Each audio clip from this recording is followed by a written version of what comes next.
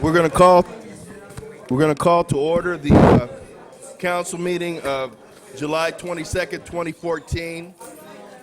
Am I on?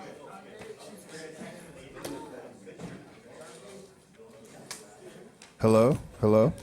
Okay, could we stand for the Pledge of Allegiance, please? Right hand over your heart.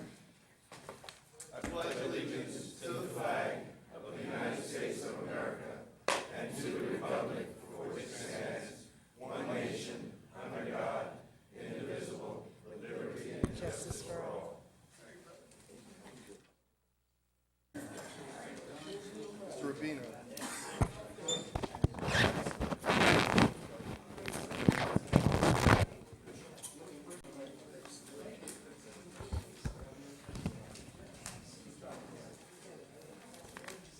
Madam Clerk, could you call the roll?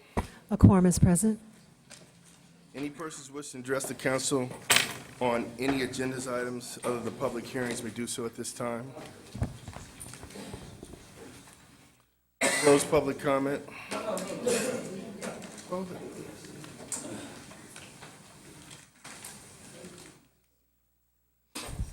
Gil Matthew, District 4, Mayor, City Council, and residents. Speaking on payment of the bills. And where is the money? Donde este dinero? I'm speaking because with the last council meeting, I spoke concerning the bills, and for whatever reason, the tape was edited. Now, whether it's coincidental, I don't know, so I'm going to say again what I said last week, and I hope the young lady has a tape on. Right now, we approximately $900 million in outstanding debt, Mr. Butts. Comprende? $900 million. And don't let anybody tell you different. And your comments were sarcastic. Well, Mr. Matthew, you know, I guess we must have paid $800 million. No, you didn't pay it. You know you didn't pay it. And the rest of the council, if that mayor is speaking for you, you have a fiduciary duty to inform members of your district. And I'm sick and tired of it. And yes, we had a good article in the Business Journal. We did. However, Mr. Butts, Mayor Butts, you must take responsibility as a leader of this city. And the rest of these councilmen, if you're going to sit here and let messages go out like that, you're not doing your district any good. And Mr. Franklin, I am tired of you being silent. You know better. And Mr. Morales, you've been here. These two are newbies. And Mr. Butts, Mayor Butts, you come here about all this good you've done and how much debt we in since you came here. The senior center, you've been 4 years, it's still a hole in the ground. So don't come here about you're going to save us. On item number 5, there's no report on it. Mr. Fields, successor agency. And why you do not want to discuss the successor agency, I have no idea. Yeah. But I have never heard of you paying debt and then you owe more than you started with. And it's available to everybody on the internet. So, Mr. Mayor Butts, please, in your comments, tell the truth. Item 5 has been pulled. All right, close public comment. No, we're not going to wait for you, Mr. Brano. You don't go outside if you want to speak next time. Come on up now, but next time, please don't wait. Just come on up and speak. You know, it's interesting. You actually saw this other gentleman stand up and How do you know what I closed saw? public comments. Well, I think everybody Well, I else didn't see him. No, I didn't. Okay, you didn't. I guess we're going to show everyone that you can be the bully that you always are. What a cute way to run an operation about transparency. Actually, I was checking the agenda because I didn't see an item number 5. Now it looks like it's pulled? How about that? There's no item 5 on my agenda. When did you pull it? That's an interesting concept, isn't it? I think it's not the item 5 that, what? This one differs from the one that he had somewhere else? You have the most current agenda. I We don't. have a most current. Yes, When did the other one become no longer current? when it was left in my book. Oh, well, let me guess. When did that become most current? I guess that could be an issue for, I don't know, Californians Aware, somebody. The most current versus the uncurrent, that in itself is a major issue. Okay. How do you not care what the public has to believe is what the agenda is? It should have been pulled in this meeting, not in between something else. What a concept, isn't it? I guess the rest of the audience should wonder what gets added that we don't know, because clearly the agenda isn't the agenda, based on your comment, or the agenda presented at one time is not the agenda for now. What a concept. Well, actually, I'm going to go ahead and address the whole issue of, let's see, we have the parking enterprises establishing new permits. What an idea. But you're not listening to me anyway, because you're all, whatever. I would hope that everyone has the opportunity to look at those salary ordinances. Those are always of particular interest to me. And I would hope that the residents of this community go back and look at them individually. Because, hey, I don't pick up this paper and read it very often, but it does say that, what is it, women in Inglewood who work full-time earn $35,000? $35,000, which is annually, which equates to 113% of a man's, which means that in Inglewood, the men are making less than the average women. And yet, when we proposed that, or we didn't, council members proposed that salary initiative where the council members make the median income and you're at 60, well, that makes you double our average, doesn't it? How about that? I would hope everyone checks out that salary ordinance very carefully. And, of course, the mayor makes considerably more than that, so about 4 times the average male in Inglewood.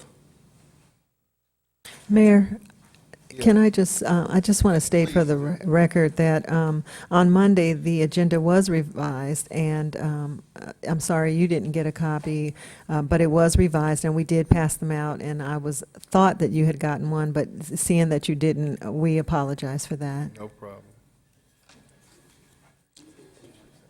Well, on Monday, I picked up this agenda, and it said the successor agency to receive and file, and there was nothing on the internet about it, so I don't know how you can file something or receive something that's not even there. So, I concur with the rest of them. And with regard to salaries that you them make, which is too much, as I always say, and the things that you're doing, which is nothing here in the city, and Mr. Dotson, I'm glad that you're satisfied that nothing is getting done, but putting some tar down on the streets, and you suggested nothing has been done for 10 years. Well, you've been here for more than 20 years, acting in behalf of the things that you suggest that you do here. But, you're not getting anything done in this city. And with regard to all the businesses that are coming in that you're talking about, when you're talking about some fast food places, that we got 4 of them on the corner of Manchester and Crenshaw, that's not a good thing. And you them talk about diabetes and all that stuff, and you even have programs about it, and then you come in here with a bunch of fast food, nothing, With regard to the senior center and stuff, the city of Compton, they have a brand new senior center, brand new, They have a brand new public center. We have nothing here, We have nothing here but a bunch of high salaries, a bunch of flim-flam people who really do nothing for this city but take money in their pockets. And for you, Mr. Butts, you were talking about how you give, well, I'm one that gives too. And I'm one with regard to the being one who is an advocate for this YMCA that had been here. And unlike what you say, other cities do give and support their YMCAs. You know, Mr. Franklin will tell you that, you know, he came to the 60th anniversary of the YMCA so many years ago when they supposedly were going to give LA Metro YMCA a piece of property and some $400,000.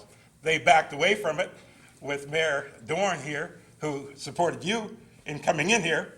And so, you know, just like you say, you give money, I give money. I'll probably give more money than you with regard to the salary that I have and the salary that you have. And so I'll be back to talk with you them more. And I mean that. Always a pleasure. First of all, let me say that to our mayor and our council members and our staff here, you guys have done a fantastic job.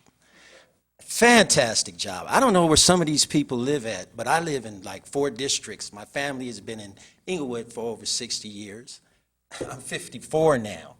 I remember less than a year ago, I heard people up here complaining about the railroad tracks coming up and boarding it up, and the Forum will never happen, and Hollywood Park is never going to happen. Well, I know people that own homes that property values have gone up. I love what our city is doing. Our train station is coming. I travel around and I love talking about Inglewood. So the people that are here, and you know, Mayor, it's so funny because I see how they attack you guys. Like you signed up for the job to be attacked. District 1, my mother runs the Healthy Senior Citizen Life Association. 7 months ago, they had over 1,100 signatures to complain to Mr. Dotson about the problems they were having on Locust between Manchester and Regent. I spoke with the mayor about it, spoke with Mr. Dotson about it, and guess what? They had a major raid, and today, as of 4 months, our seniors are enjoying walking out in front of our senior citizen center that is not built, but in front of our buildings there, and I applaud you for them. My mother wanted you to know that. I don't believe these people. They talk about our city like it's nothing, but they never come back and say, hey, okay, you're doing a good job. I didn't like you at first, but you're doing a good job. You guys are the king of this jungle. You're going to have ticks and gnats and all those little things bugging you. It's nothing, because you have bigger things to focus on, and that's our future. I love driving down Manchester and seeing the trees being taken care of. That's the next 10, 15 years our city is going to enjoy.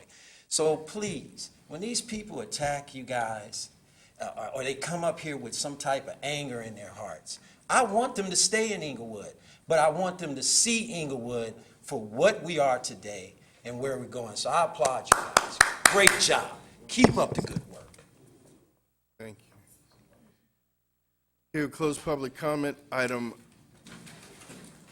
1, we're going to open the successor agency in the Housing Authority. Madam Clerk, Quorum is present. CSA 1 and H1. Warrant register, a move allow for payment of the bills. payments. Second. Madam Clerk. Council members Dodson. Aye. Padilla. Aye. Morales. Aye. Franklin. Mayor Buds. Aye. Madam Clerk, what's the next scheduled matter? The next scheduled matter is a public hearing to consider the zoning code amendment ZCA 2013-07 and zone change ZC 2013-01 to modify regulations for live work units.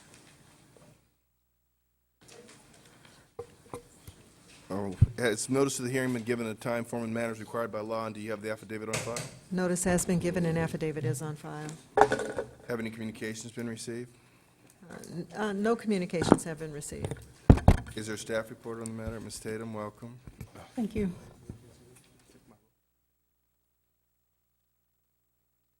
Good evening, Mayor Butts and members of the City Council. This is a public hearing for the council to consider 2 actions that will enable the city to recognize what we call live-work units at certain locations in the city.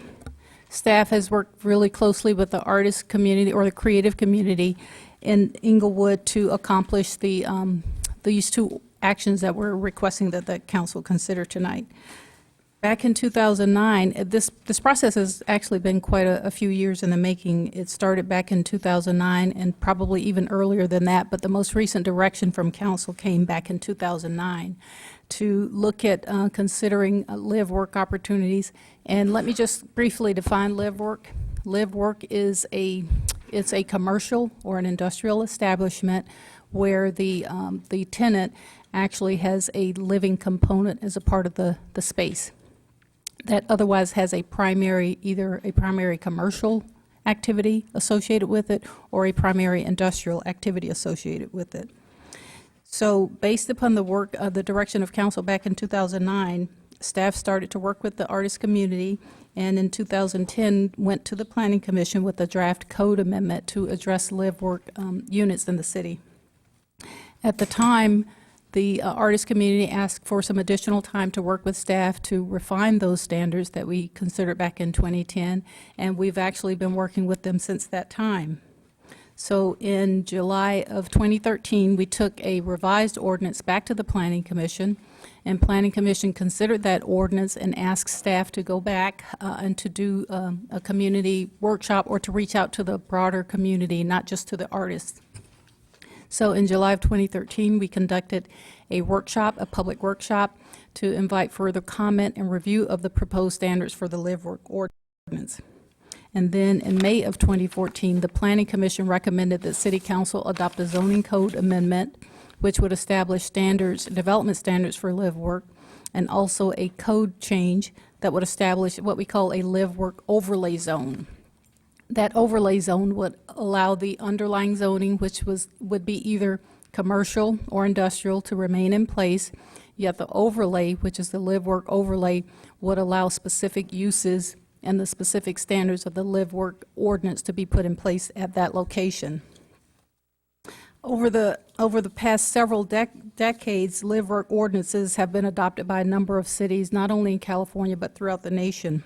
And while artists have historically been the primary users of live-work space, they actually are very attractive to many other creative type professions, photographers, studios, architects, and others. And our live-work ordinance would open the door to not only artists but other creative professionals. The proposed ordinance is intended to identify areas, after working with the artist community, areas that are appropriate for live in the commercial quarters and in the industrial areas, and we've identified 6 areas in the city that are appropriate. And typically these areas were identified because they have very shallow lots and they're not likely to be used for a primary commercial activity, and these uses or these lots with very shallow frontage tend to be very attractive for artists and others who would like to do a live-work use. So we've identified a limited number. The thought was that we did not want to, because it's a new concept, we didn't want to overrun the city with these throughout the city, but rather to identify very specific locations based upon some very specific criteria with the input from the artist, see how it works, and if at a later time the council decides to expand it, we can expand it based upon experience with some of these live-work uses at these specific locations that have been identified. And those are identified in your staff report, but I will very briefly cover those. In the first of those areas, it is in North La Brea, and that is north of Centinela to the city limit. Again, that's about, I'm going to guess, about 10 or 12 blocks on both sides of La Brea. Area 2 is along East Hyde Park Boulevard, and that is between Marlboro and Chester, again on both sides of East Hyde Park Boulevard. Area 3 is along Redondo Boulevard and West Boulevard. Again, some very narrow, shallow lots, and those are actually between Redondo and West Boulevard. The fourth area is along Warren Lane, along La Colina, and also along Beach. And again, that's between Centinela and between Centinela and La Brea. And Area 5 is North Hyde Park Boulevard. That's between Florence and Industrial. That's an industrial area that's very appropriate for this type of live-work use. And lastly, the downtown area, all of the C1 zone currently allows live-work And I'd like to point out that the proposal that's before you tonight is to create live-work standards for existing units. We felt that because the demand or the interest from the current artist community was for existing spaces that are already, in some cases, being utilized, or there is a desire to utilize that space for live-work. So we've created some standards, and I'll very briefly summarize those, but essentially they deal with current provisions of the zoning code, such as the number of parking spaces, the floor area of the space. Again, the idea primarily above all the other development standards was to maintain the commercial or industrial integrity of that area. The idea was not to create an a residential area. So these standards are designed to maintain that integrity and to make sure that the area doesn't transition to residential. So we were really careful in making sure that the standards made sense and, to the extent possible, would not overly impact the adjacent uses. So we considered the floor area of the units and established a maximum floor area, so that no more than 50% of whatever the floor area for the space is could be used for residential. We made sure that if there was residential, it would have to have a minimum of 250 square feet. And also, at least 40 square feet on the site had to be used for open space. And lastly, we required one parking for one to two units. No additional parking is required. The idea being that if you're a commercial operation, you already have your required parking, so the fact that you're living there wouldn't require you to provide any additional space. However, if there were more than 3 units, we felt that it would have a greater impact, so we would ask for additional parking if you had a live-work unit that was in a building that had more than 3 live-work units in that space. Other design considerations is how it would operate operationally, or if someone was interested in converting their existing space to live work, what would they have to do? And we wanted to stress that this is not a requirement for anyone. You are only, it's completely discretionary. If you would be interested in converting your existing unit, you would need to come to the city and go through the process of applying for a live work use, which means going through the building permit process to legally convert the space from either commercial or residential to a live-work use. The building code within the last 10 years has established, the California Building Code has very specific standards for live work, so they would need to comply with those building standards. We would also require that they get a business license and maintain a business license, again, for the commercial use, because it would always have to be maintained as a commercial use. And lastly, record a covenant that makes sure that they acknowledge that that use is a live-work use, it is not a residential use, and it would always be maintained as a business use. So that concludes essentially the basic staff presentation. I would recommend that the City Council approve the zoning code amendment based upon the Planning Commission recommendation, as well as the zoning code amendment to establish the overlay zone. And I'm available for questions if there are any questions. Are there any persons present who wish to address the council on the matter?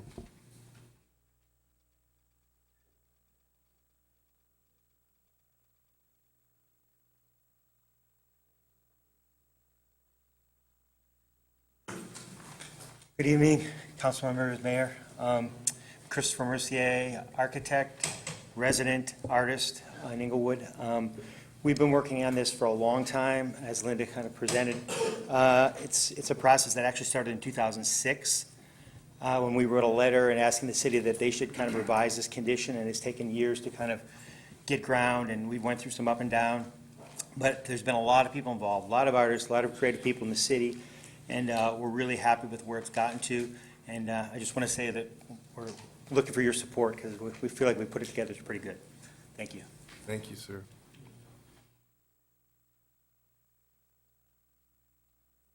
Good evening, everyone. I'm Ann LaRose. I want to say to you that your yes vote on this tonight will allow our artist colony, many, many members of our artist colony, to be legal in living and working where they are.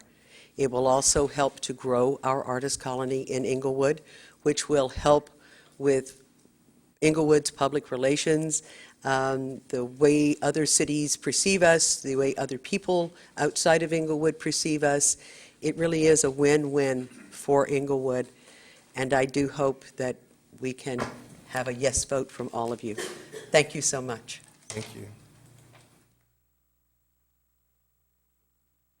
My name is Diane Sombrano, and I would have preferred that we had actually had a map for anyone who has not taken the time to go to the Planning Commission meetings, to go to the other meetings, so that everyone could look at the map and see what areas we're talking about. Yes, it is online, and yes, it is in the staff report, but most people in this audience probably have not had the opportunity to look at it in large format and study it carefully, nor have the people that apparently some of you play to. I have been coming here since before the cameras, so that's not my issue. I will also suggest that next time we say that they're a limited number, that is a defined and certain number. Limited in one case could be 3, it could be 3,000. Limited is based on what the total is and a real number. But then again, I actually kind of like to know what we're talking about, but I've been to the Planning Commission, so I do know.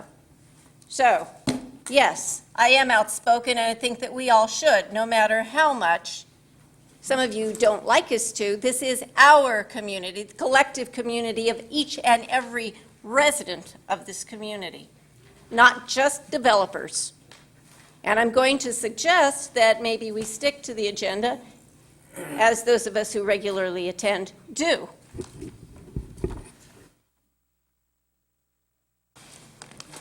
Gil Matthew, District 4 Mayor and City Council and residents.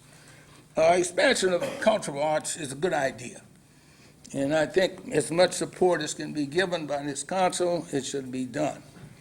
And the only caution I have is to have some control as to the expansion of it, and then have some control on the living conditions.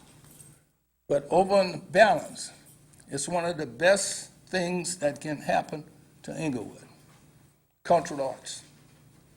Because what it would do, it will bring recognition to the city in a positive way, and it's something that could be expanded to the schools, where you would have peace in the schools, because there are students that are gifted in Inglewood, particularly in the arts. But it's something that's come up this time, it's late coming, but every opportunity should be extended for the expansion of the cultural arts. And just in passing, Mayor Butts, please stick to the agenda when someone is speaking. Mr. Matthew, on the public hearing, please. I understand that, but Okay. you didn't call anybody else when they spoke something that Stick to was the not public on the hearing, agenda, sir. but you will call Stick out to the me. public hearing, sir. I Thank you. understand that, but call them Thank out you. when it's not agendized. Today is Attack the Man Day, huh?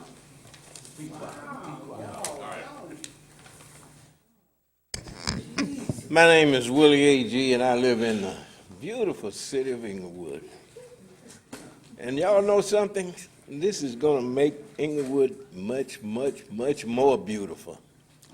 I want to congratulate Linda on doing such a fantastic job.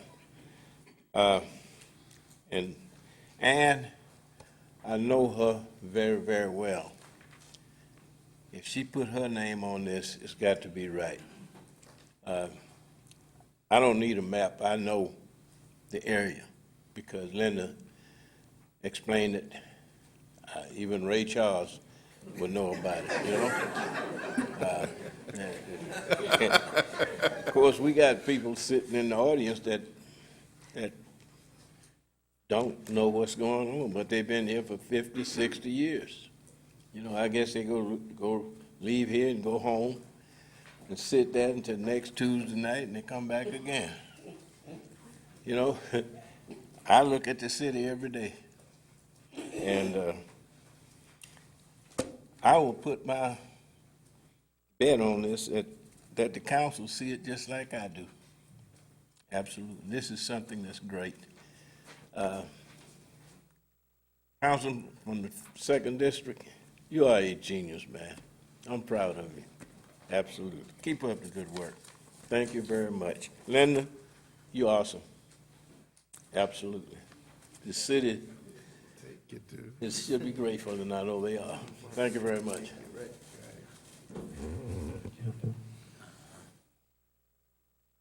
Boy, once again, it feels good to be up here in front of you fantastic people. I cannot tell you how excited I am about the arts coming into our city. We have to think about Inglewood. We have to think about what makes people want to stop 5 minutes, 10 minutes from the airport.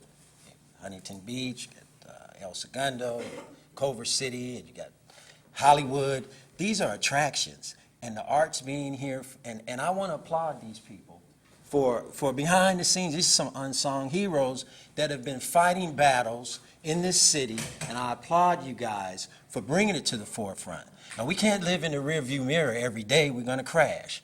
Of course, our window shields are bigger than our rearview mirrors, so we have to keep an eye on it.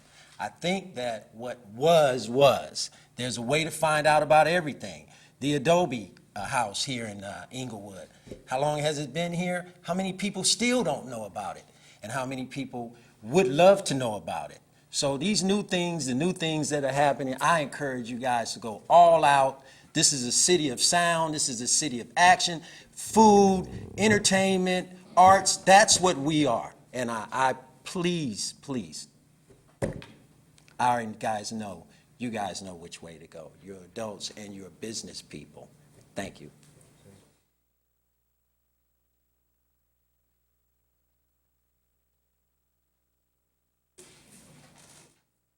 Hi, my name is Ashraf Virji. I have worked in Inglewood for the last 18 years, and I live in Sherman Oaks. And I find it very easy if I can get a place to live and work here some days in a week. Maybe I don't want to commute back to Sherman Oaks because of the traffic. And coming back early in the morning, sometimes I have to be early in the morning at 8. So I can have a leave work area where I can put up for that night over there and meet my customers in the morning at 8 instead of them waiting for me till 10 because of the 405 congestion and the commuting coming up and down. And beside that, age is a problem because I just turned 58, and it's hard to work when you get into 58 and coming up and down the freeway. Thank you.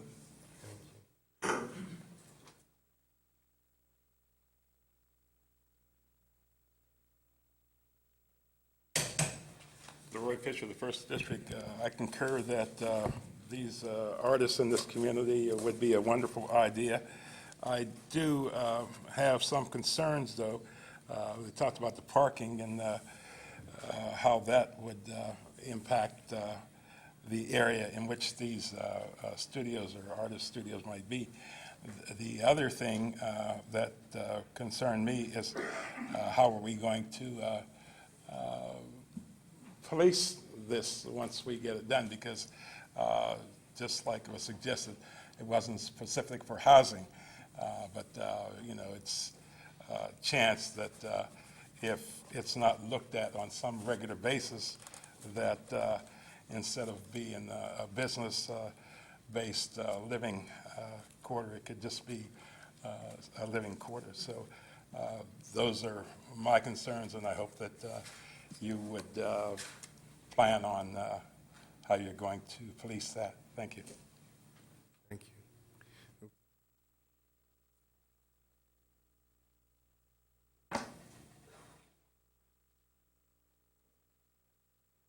My name is Richard Purdy. I have property in one of the overlay districts, and I would have been happy to have built something in 2009, 2010, 2011, but I couldn't wait forever, so the train left the station. I can't do it now, but I would urge you to pass the ordinance. I think it's a good ordinance. I think it'll bring life to a lot of areas, bring residents into areas that can kind of tend to be abandoned at night, which I think is a good thing for keeping crime down. And I think the parking issue has been addressed fairly well. I can see that if I'd done it, it wouldn't have made any impact on parking. It wouldn't have changed my parking needs at all if I had done it. I applaud you for getting this far. I think it's fairly well thought out. I'm not an artist, and my main input and concern of this was always that it should apply to other businesses other than just artists, and I'm pleased that that's covered in the ordinance. So I think it's a fair ordinance, and you know, it's a beginning. It won't be perfect the first time around, and but I think it's good enough to go, and I urge you to vote in favor of it. Thank you. Thank you.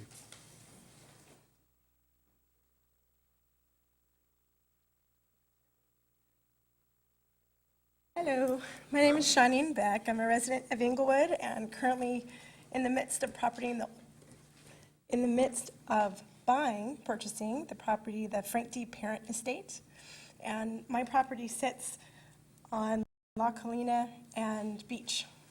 So I'm right kind of dab in the middle. And I love the idea because that was kind of my concept to bring that without knowing what you guys were up to for my industrial side.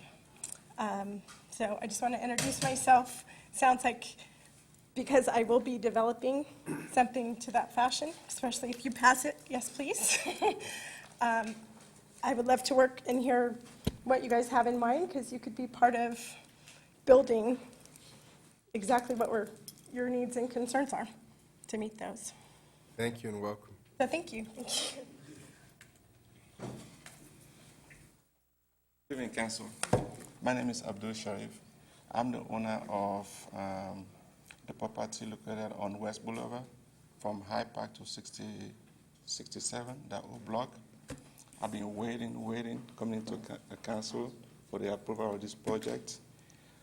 As you all are aware of that corner, how it looks right now, like a war zone. And I'm still on the groundwork, but with this approval, this how hopefully it will look like. I don't know if you guys can see. That's what I've been working on. To be on the groundwork, you know. And I'll be very, very appreciative if you go through, council. Thank you. Thank you. Yes. Okay, we'll close public comment. Councilman Morales. I'd just like to briefly mention, Mayor, they're right. I mean, this has been in the works for a long time. I've spoken to some of you. I want to give credit to Ms. LaRose, who kept the arts tour in our faces for so long, and Ms. Fox, who I recognize, and some of the other folks I know I've said hello.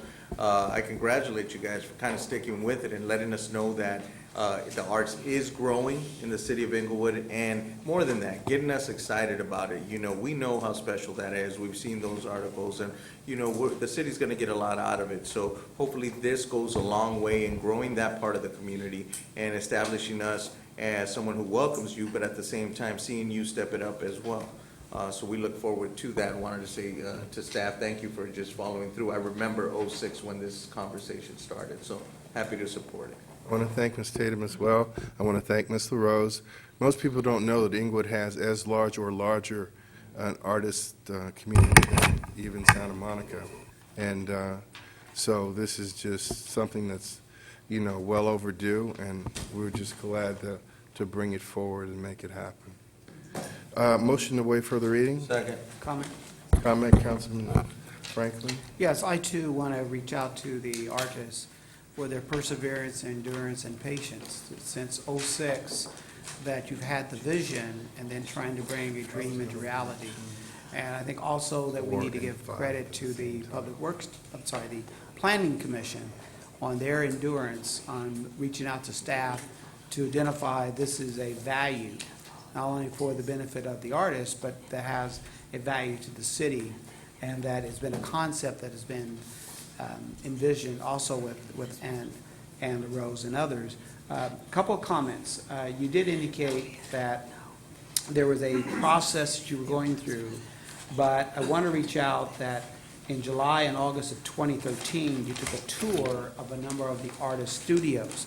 Of those tours, I just want to make sure it encompasses the 6 areas that you've identified, so that way those artists that are already there can in fact make that transition.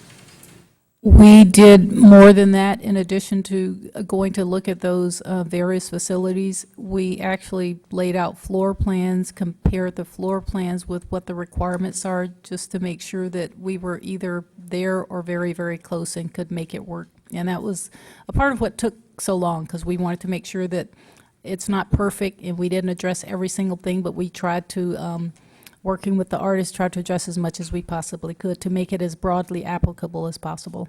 And I think also what's critical that how you crafted, you and the staff crafted, the fact that we still want to keep the integrity of the commercial industrial part, but yet at the same time make it a work living environment. And by having the property in question to be the maximum allowable of 50% for housing and still keep the integrity of the industrial corridor is to be commended. So please give my regard to the staff as well. And then the final comment had to do with enforcement, which was an issue raised by the public, that had to deal with the conversion of some of the businesses for living conditions. Of what mechanism do we have in place to help maintain that? Essentially, just the current code enforcement staff, which is that if there is a violation and there's a complaint, the city would certainly implement the standard code enforcement procedures. Okay. All right. Thank you, Mayor. You're welcome, Councilman Padilla. Thank you, Mayor. Just a couple of quick comments. I had an opportunity during the last two open studios tours that I attended to talk to some of the artists at their residences, and they've all were very supportive of this ordinance in the future. They wanted to see it come. I'm glad that it's here now, and we're going to have a chance to impact our community in a positive way. I also had an opportunity to talk to several of the residents that are where these studios are going to be at, that are in District Number 2, and received nothing but positive comments. So everybody is very much in support. I want to thank staff for your very detailed report. Very much appreciated. Thank you. Madam Clerk.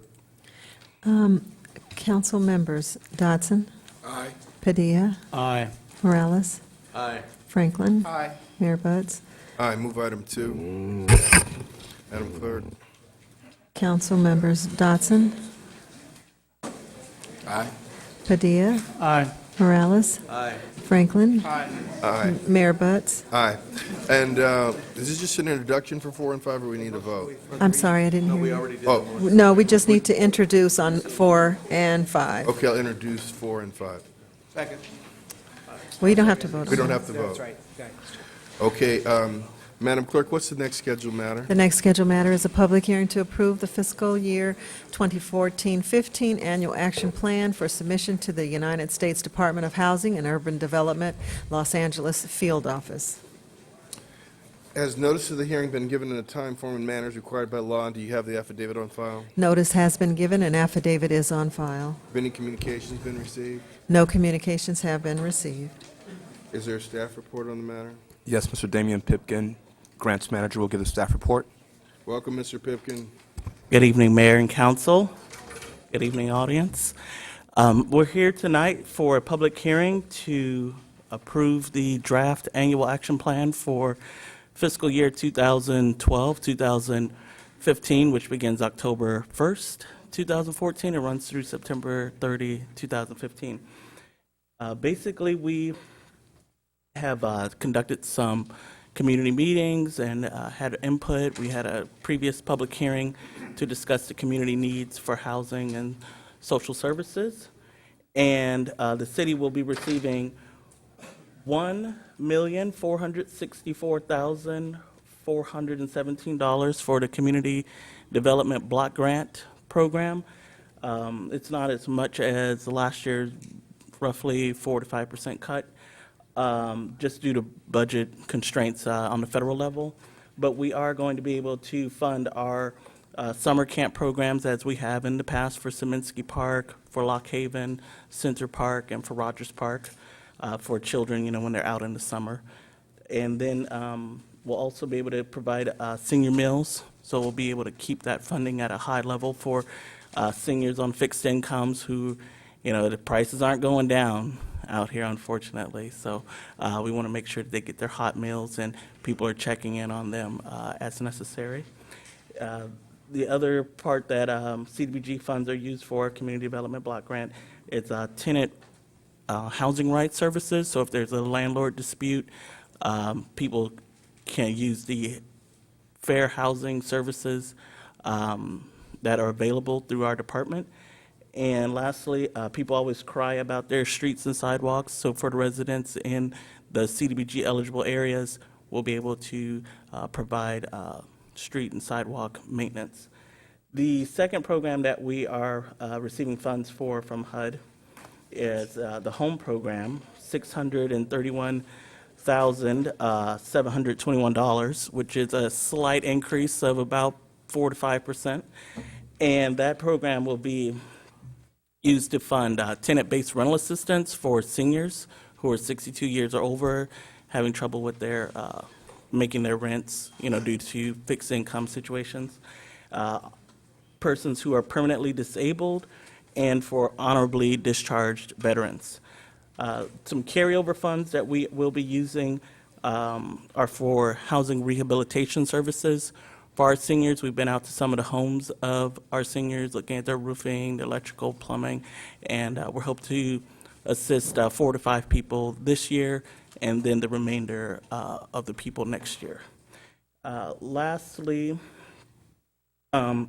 we, unfortunately, due to federal budget cuts again, we won't be receiving homeless emergency shelter grant funds for this fiscal year or next fiscal year.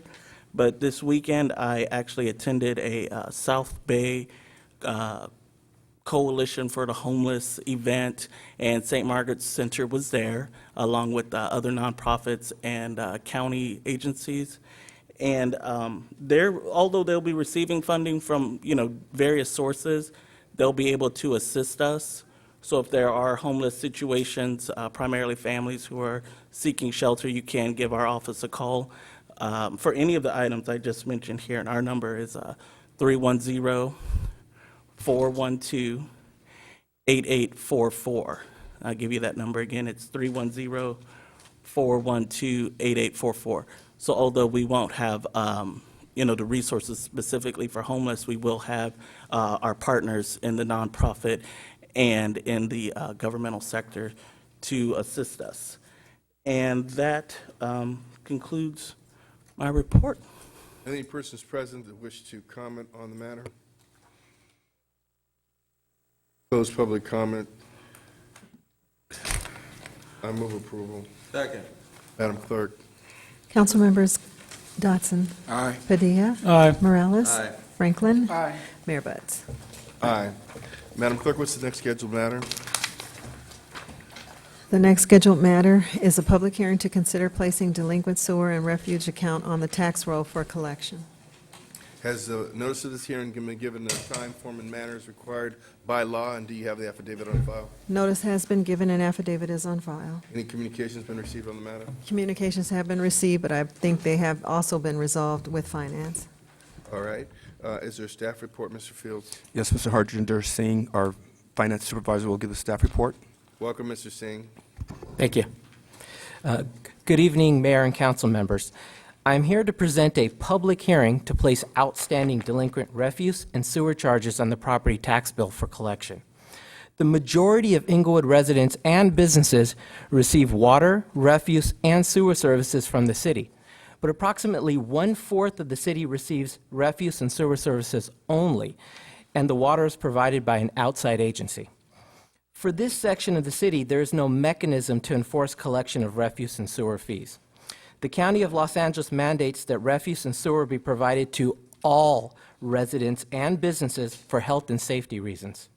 Since the collection of refuse and providing of sewer services is mandatory, the County of Los Angeles allows the city to hold the property owner liable and place these fees directly on the property tax bill after they have been properly noticed and a public hearing has taken place.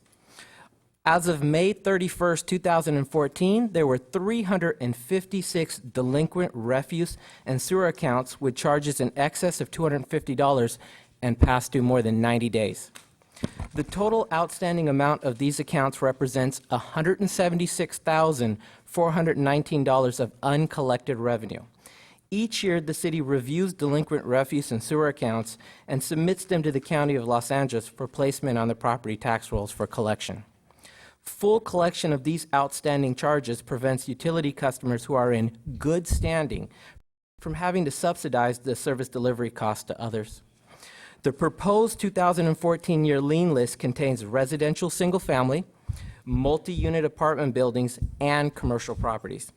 The Customer Service Division of the Finance Department has provided copies of tenants' delinquent utility bill notices to the affected property owners, as well as hearing notices in both English and Spanish.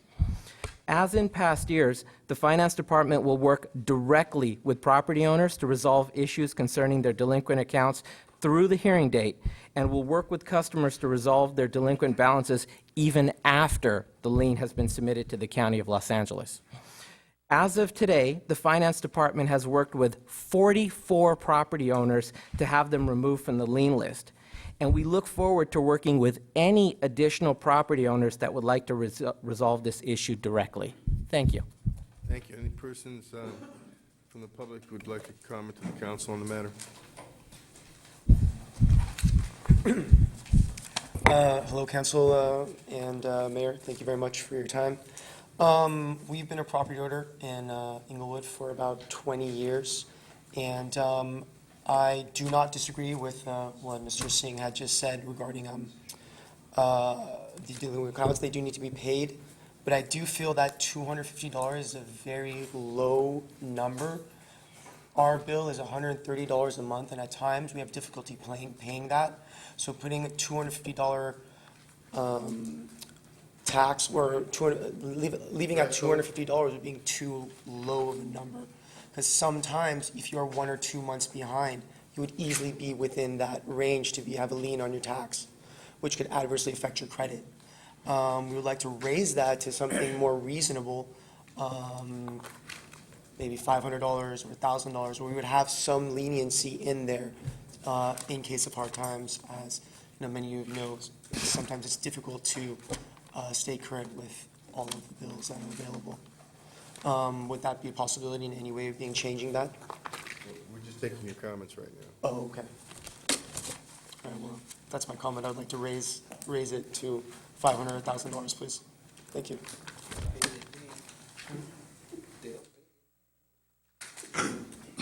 Gil Matthew, District 4. I have one question. If, in fact, a property owner is being billed for water that the tenant has not paid, and the bill comes to the tenant, in other words, he's responsible for paying the water, and he doesn't pay it.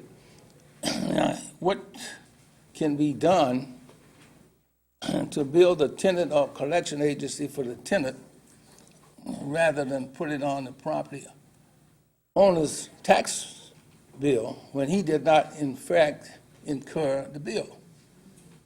So legally, that's what I'm asking the question. If, in fact, someone would incur a bill and it's not you that incurred the bill, legally, why would you be responsible for paying the bill? And what have the city run into in terms of litigation in that respect, if someone contests being responsible for someone else's bill?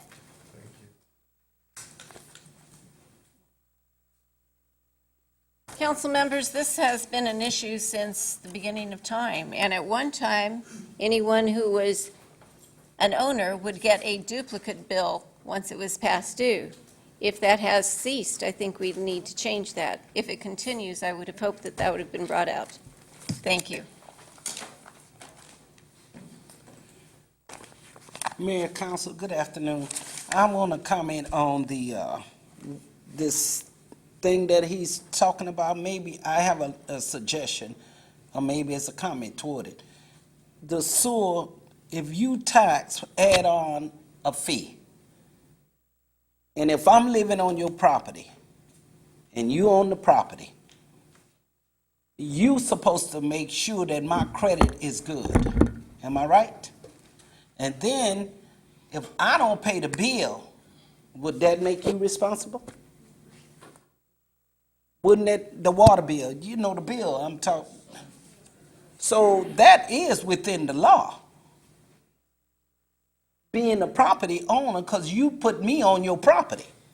So therefore, you're responsible for me. Is that the way it's supposed to work? We'll have a discussion about That's, that. I mean, I'm just throwing it out there, a suggestion, because I wouldn't rent it to no one that I know has bad credit or not consistent in paying their bills and all of this. If you put someone on your property, then you're responsible for that person. It's just like if you come on my property and tear something up, and you own it, but I let you on my premises, and you tore up my stuff, which belongs to one of them, then I'm responsible. So I'm just saying, I'm just throwing out a comment. I'm trying to figure this out because it makes sense that you are responsible being the property owner. And I think the fine should be higher because $250, somebody, you could beg that. That's like he's saying, that's not enough to make a person want to pay for the sewer.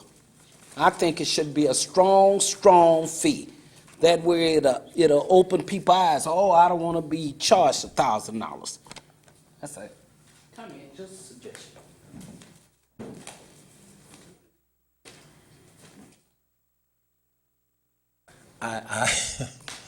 Who's on first? But I think what the gentleman was saying concerning the fine, it's not actually a fine. It's a time period to allow them to gather the money together, almost like a grace period. And it's at $250.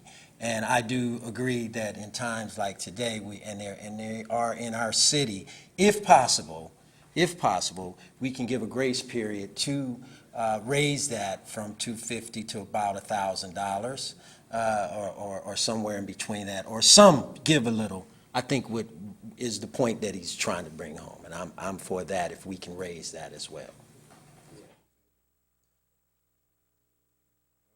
Davis, long time no see. Hey, you know how it is. Taking what they're giving. I got to work for a living. Good evening, everybody. Maybe I can add something to this. It's, in my position, it's living in a homeowners association.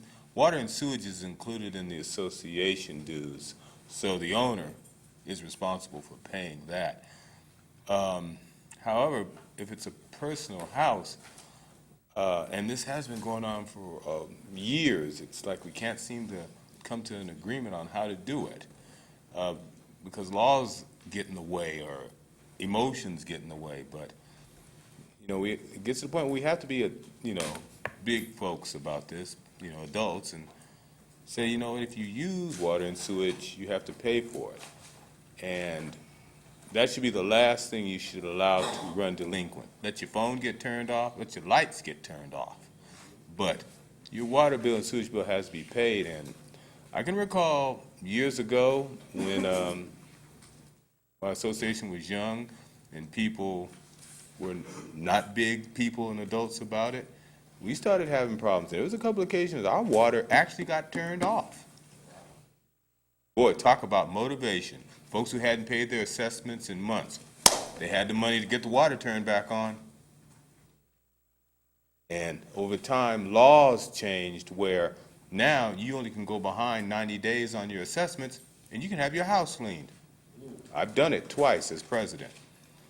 You using all the goods and services, you have to pay. That's just life, We can't carry people forever, and I know that sounds mean-spirited, maybe, but there comes a time where you have to say, hey, maybe I just can't afford to live here. I know you guys are going to wrestle with this. You'll find a way.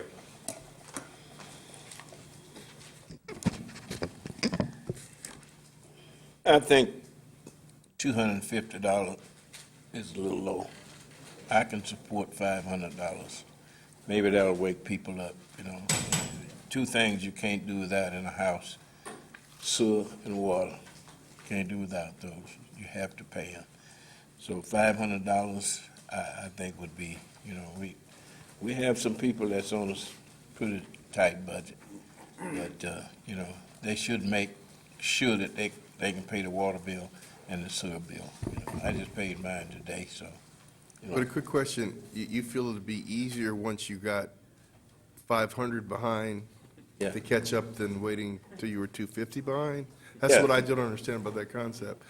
Because we're talking about how much you owe. So you're saying it'd be better to let someone go to 500 than 250, because it seems if you're at 500, isn't it harder to catch up at that point? I want to listen to see what you guys have All to say. right. Okay, now I understand it. Okay. Thanks, Mayor. All right. Now I understand it. No, you know, no second bite at the apple. We got you. We got you. I got you. I got you. I got something for you too. All right. Okay, we'll close public comment. We'll go. We'll start. Okay, this time we'll start with nobody. Start with you, Councilman Rouse. I just didn't want to look like I'm playing favorites with you. You always saying me. All right. All right. Hey, okay, so real quick, we heard the comments that are out there, obviously, we're all concerned. How often does this list actually come up? How often do you develop this list? We actually develop the list once per year to get ready for this council meeting, but the computer automatically looks for missed payments and sends duplicate bills to the property owner immediately once. By the time they get on the tax, we only place them on the tax roll once a year. Yes. So, I mean, we could say that you need, as soon as you get $250 behind, you're gonna get on the tax roll, but that's not actually the case. They could fall back much further before we actually place them on the tax roll. That's absolutely correct. So, you know, in essence, we're already giving a significant grace period to many folks. And we do take the effort to make sure that duplicate bills are going to the property owner. Right, but my point is that there's a lot of talk about how we should extend the limit up to 500 or say more money. The mayor made a great point, actually. I was thinking of the same thing. But the point that I'm making is that we already have a significant grace period just based on the fact that we only develop this list for the tax roll once a year. Yes. So that happens already automatically unless you're in the premature stage of falling back, which I can see that could happen. I think that the goal of this particular tax roll, in my view, we wouldn't be helping, as the mayor's posted, just by developing a larger kind of a grace period. We just wouldn't be helping the resident or the property owner. I think what this tax roll does is it kind of initiates the communication between the property owner and our staff. It's more important that our staff be given the flexibility to get a phone call from a gentleman who says, hey, I'm in this situation, you know, what are my options? And you would have the flexibility of saying, okay, what is your situation? And this is how we could work it out with you while you don't feel the impact or any hardship of the sewer and the water. And I think that that's a better approach, in my view, here. Of course, we're going to approve this today because that's part of our process. But does that process include a phone call from the gentleman who might have fallen back? Does that allow you to be flexible? Yes, and we'll work with customers throughout the year. And this is the time period when most people reach out to us. And just like I mentioned earlier, there's 44 people that have reached out to us, and we found some kind of resolution with every person that's called. Here, where we had a lot of people show up here, and we worked it out, and that's why I wanted to point it out that it was very easily done. It wasn't easy, but there was a process where the communication started. And to be truthful, I agree with the mayor. We wouldn't be helping the property owner one bit by letting them fall behind even further. I think it's more important that we just open up the avenues of communication. And I encourage that to happen so that they can put you on the type of program that will be helpful to you. And if you have any issues with that reasonableness, you can reach out to any one of us. I guarantee you'll get the help you need. Those are my comments, Mayor. Thank you. Okay. I wanted to say something on behalf of the people in the billing department, because there have been mostly tenants that have called my office, and they've been like delinquent, right? And their water's been turned off, a holiday weekend's coming, and we call down and say, can you turn them back on and put them on a payment plan, only to find the person's been on a payment plan already, but, you know, we get it turned back on for the holidays because that's the decent thing to do. So these aren't little people wearing green eye shades and saying, aha, they're behind. They work with people. I don't feel that we're doing any service by raising the threshold from 250 to 500, because when you get 500 behind, it's even harder. I think the key is to work with people as best we can so that we can solve the problem, solve the situation. And since you know that this only comes in around tax time, I'd have my water current around tax time. Yeah, exactly. Right? I think that's best. So for that reason, I wouldn't suggest, if you make the threshold 500, then for some people that becomes, oh, well, I'm good for 500 to pay my water bill. And I'll tell you why that's a bad thing. When I came onto the council, we hadn't raised water fees. What we were being charged to provide water for half the customers. And so we were subsidizing water purchases with the general fund or with the capital fund for water projects. And as a result, we didn't fix a stitch of pipe in this town unless it leaked, caused a sinkhole in the streets, and that was no good. So we've increased our production there by, I don't know, some 1,000% since, we've raised water fees. And so every time someone doesn't pay for water they use, it has to come from somewhere. And I don't think anybody wants that. This is a basic service to run a city. You need water, you need sewage taken away, you need your trash picked up, and you need public safety. And we just can't play with this. I'm comfortable knowing that we bill the owner simultaneously, so they have the opportunity to prevent it from coming on their tax roll. And I also know for a fact that our people in the building department work with people that have problems. So if it got to be near tax time and you called them and said, hey, I'm $251 short, I think they'd work with you. Councilman Franklin? Yes, thank you, Mayor. Let me piggyback on issue, and I think one of the residents specifically talked about duplicating the bill, particularly for the property owner, because the challenge becomes, when does the bill get received to the owner to identify that his tenant is delinquent? And what record do you have or maintain that the landlord's mailing address is a different address and not the address where the delinquency is? And the problem became when you have the duplication mailed to the same location and the tenant round files it. And now the landlord says, have mercy on me, because I just got notified somehow that I'm now going to have a lien placed on my property. So there's no doubt in my mind, and I want to make sure people understand, this is not a water bill. This is sewer and refuge. So the sewer is going to be used regularly. That's going to go into the county lines, and that's why they said you got to continue having you pay those bills. The city has a legal obligation for health reasons to collect the waste, the trash from the location. Who owns the land is the one responsible for maintaining it, regardless of the tenant who has a rental agreement with that person or a business. I found several businesses that are delinquent as well. So the businesses are no different than a renter that is dealing with a lease agreement with the landlord. So it's still there. And again, I want to stress the staff's props on the number of, I'll say, resident and/or landlords, tenants and/or landlords that said, identify I have a problem, can we work out the problem? And we've already identified 44 out of 356 saying that they've reached out. In fact, we got a new letter just today saying, I also want to talk about it. So it's not a sleeping giant, it's a reality check that people have opted, whether it's the tenant or the landlord, that they decided where their priorities are. And unfortunately, cell phones seem to be a priority over the paying refuge, among other things. And so this is just a wake-up call. I think the other thing that's of importance is that the issue we had in the past was the documents were not bilingual. And so it was difficult for the landlord and/or tenant to understand what the repercussions are if they fail to comply. And so I commend you for that. I don't know if we need to look at other languages to identify that Spanish and English is sufficient because of our multicultural of the city, but it's certainly that we need to weigh.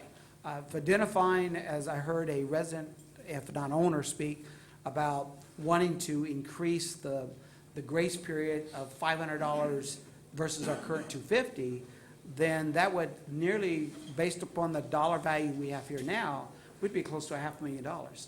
That would be spent by the general fund, because we'd have to subsidize these bills, and now we're trying to get our money back. And so it would create a burden to the city to be able to provide the public service to all of our residents, because now we have a few that have opted not to do their fair share. So I think this is critical that, yes, we're legally bound to make sure that we try to capture our money, and the way we do that is by making sure the owner of the property is accountable with their tenant. So, thank you very much, Mayor. Thank you. Anybody want to make a motion? Make approve. Second. Madam Clerk? Aye. Aye. Morales? Aye. Franklin? You're moving item 2 and 3. Well, he did 2, so we'll go to 3 in a moment. Okay. Mayor Buds? Aye. Move item 3. Second. Madam Clerk? Council members Dotson? Aye. Padilla? Aye. Morales? Aye. Franklin? Aye. Mayor Buds? Aye. Consent calendar, items 2, 3, and 4. Move for approval. Second.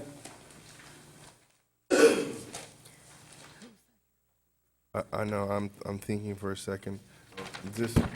Just really quick, so that we make sure people understand for Mr. Fields, this is basically a review of the transit occupancy tax to make sure we're receiving our proper amounts from the establishments that are subject to a TOT. Is that correct? That's correct. And so this money, this $94,000, is an investment in possibly receiving more monies than are currently coming to the general fund. That's also correct. All right. Madam Clerk? To the consent calendar? Yeah, for 2, 3, and 4. Council members Dotson? Aye. Padilla? Aye. Morales? Aye. Franklin? Aye. Mayor Buds? Aye. DR1. Staff report recommending adoption of an ordinance establishing a new permit parking district, providing for permit parking fees and regulating the use of parking permits. Motion wait for the reading. Second. Madam Clerk? Council members Dotson? Aye. Padilla? Aye. Morales? Aye. Franklin? Aye. Mayor Buds? Aye. Move adoption 1, 2, and 3. Oh, 2 and 3. Adoption 2 and 3. Yes. Second. Second. Madam Clerk? Council members Dotson? Aye. Padilla? Aye. Morales? Aye. Franklin? Aye. Mayor Buds? Aye. SPH1.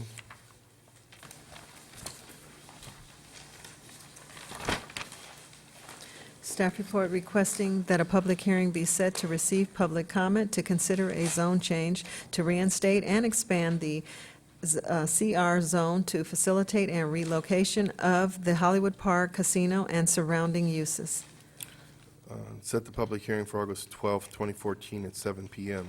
SPH2. Staff report requesting that a public hearing be set to receive public comment to consider amending certain standards and guidelines of the Hollywood Park Pacific Plan. Set the public hearing for August 12th, 2014, also at 7 p.m. 01. Staff report recommending adoption of a salary ordinance amending the fiscal year 2013-14. Motion to wait for the reading. Madam Clerk? Council members Dotson? Aye. Padilla? Aye. Morales? Aye. Franklin? Aye. Mayor Buds? Aye.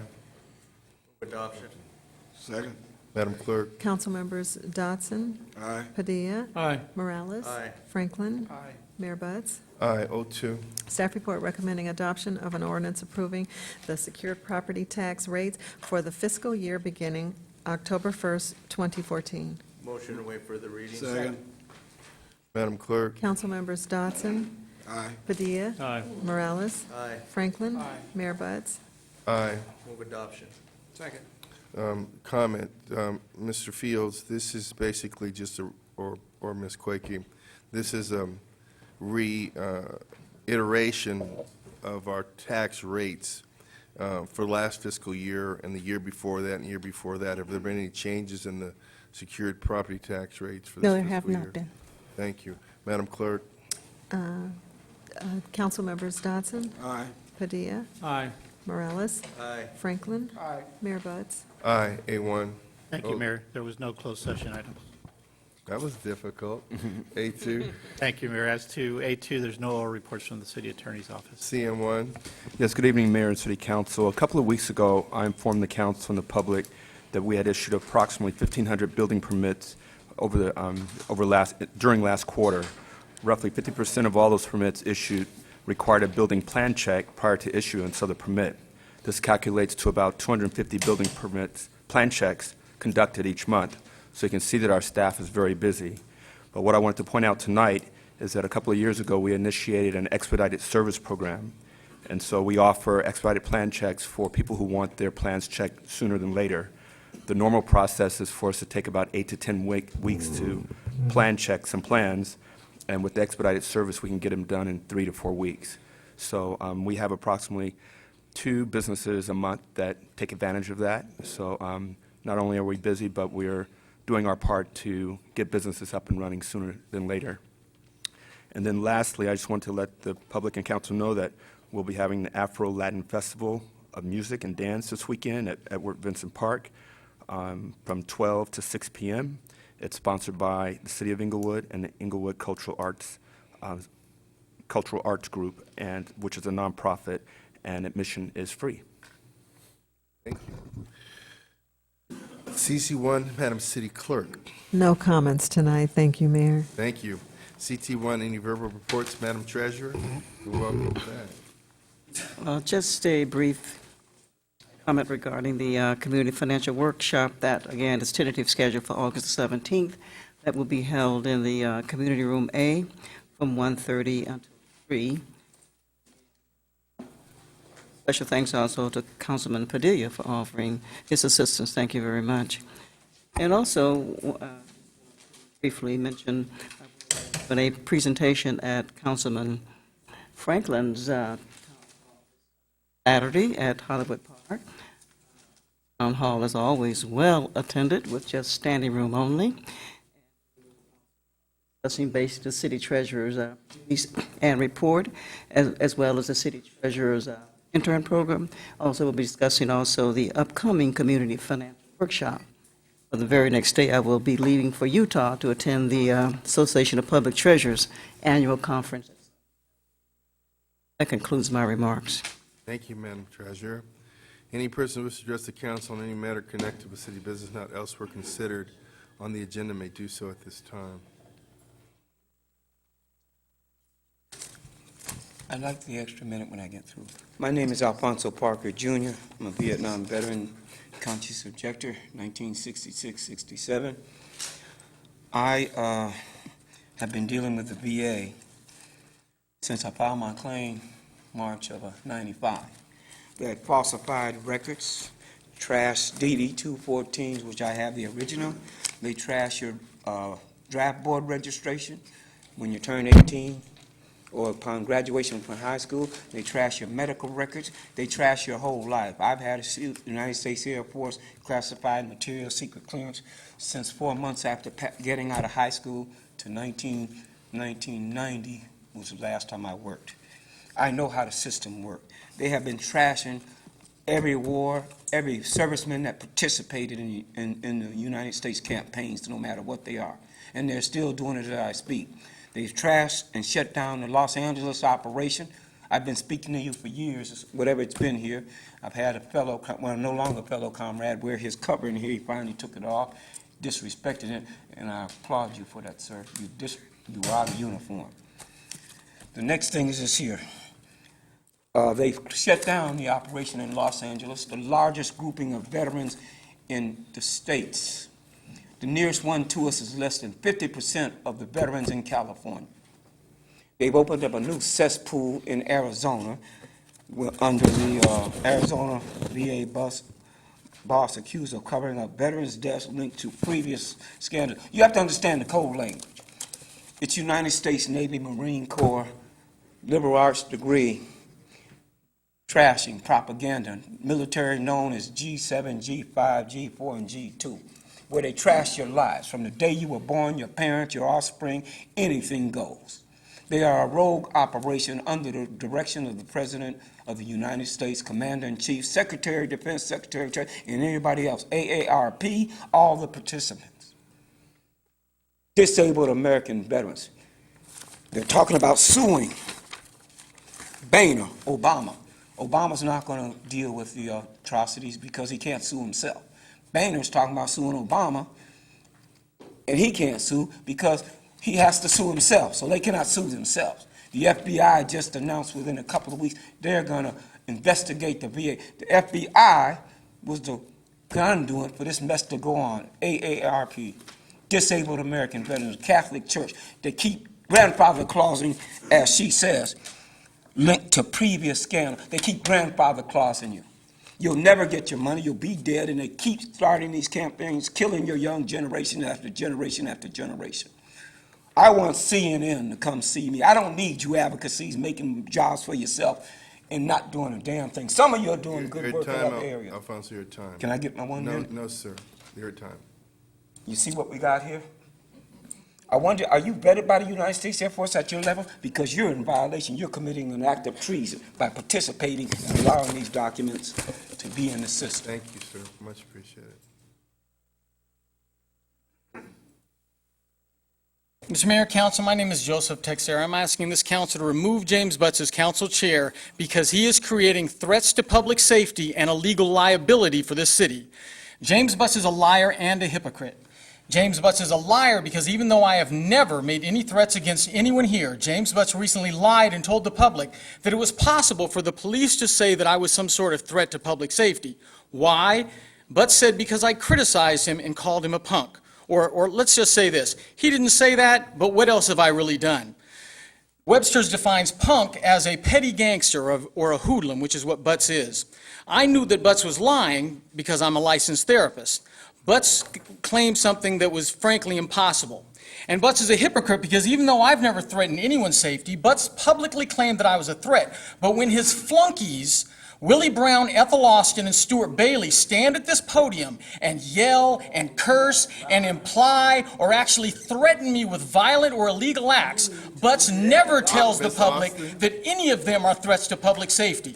I reported to IPD over a year ago that I personally witnessed Willie Brown threatening to beat someone up by the elevators, but IPD did nothing. And last month, Willie Brown lied to the public at this podium to try to establish an excuse to assault me in the future.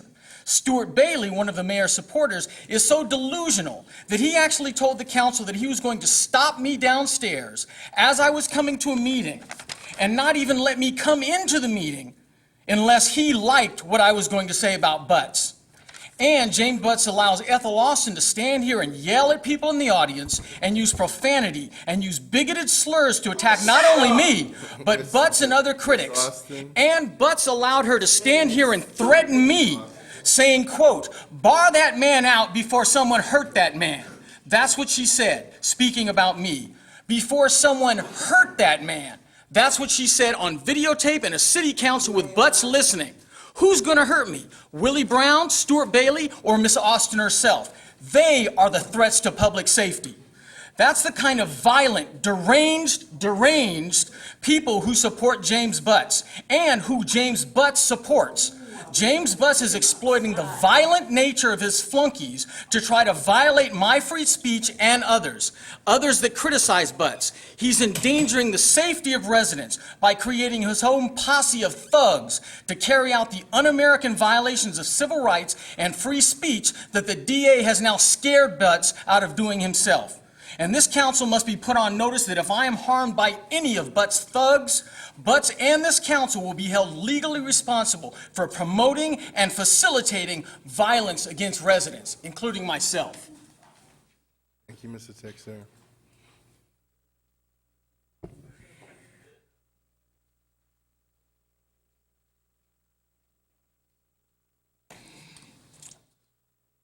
Good evening. My name is Janice DeMar. I'm a resident of Inglewood. I've lived in Inglewood for over 13 years. I love this city and I want it to prosper.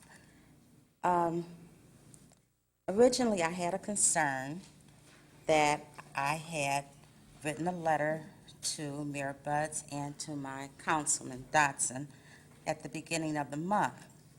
And that original concern was about all the weeds and trash and overgrown vegetation along Pinquet, Prairie Avenue, and Century Boulevard. I sent both letters by email, and I didn't get an immediate response, so then I mailed them, and I did get a response.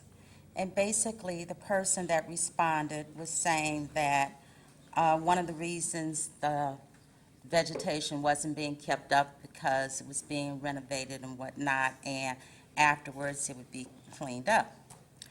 Well, my problem with that was, I understand all of that, but at least they could pick up the trash, do something about the weeds to keep them down to a minimum. But then the other part that really upset me was the letter itself.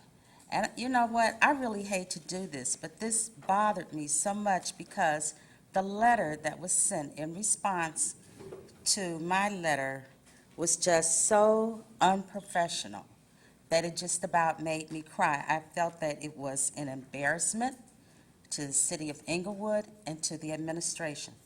First of all, the letter that was sent to me did not have a heading or a letterhead on it. There was no date. My name was misspelled. The greeting was incorrect. The body of the letter contained omitted words, misspelled words, incorrect usage of some words, grammatical errors, incorrect usage of prepositions. Words were capitalized that should not have been. There were punctuation errors, poor sentence structure, and the wording of the letter was just ambiguous. Now, I'm not here to degrade the person that wrote the letter or defame that person. That's why I don't even want to mention the person's name. That's not why I'm here. I just don't want another letter from this city's administrative office to be sent to anyone else like this. I know that we're all human, and when we're writing, anybody can make a mistake.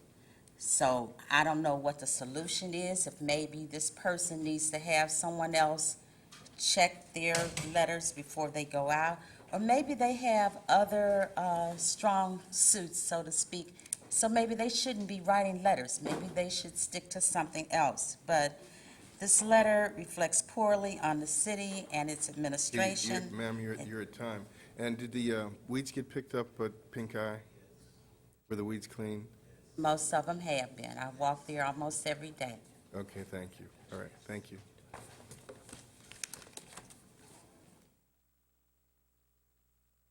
Hello, Mr. Mayor, City Council, staff, members of the public.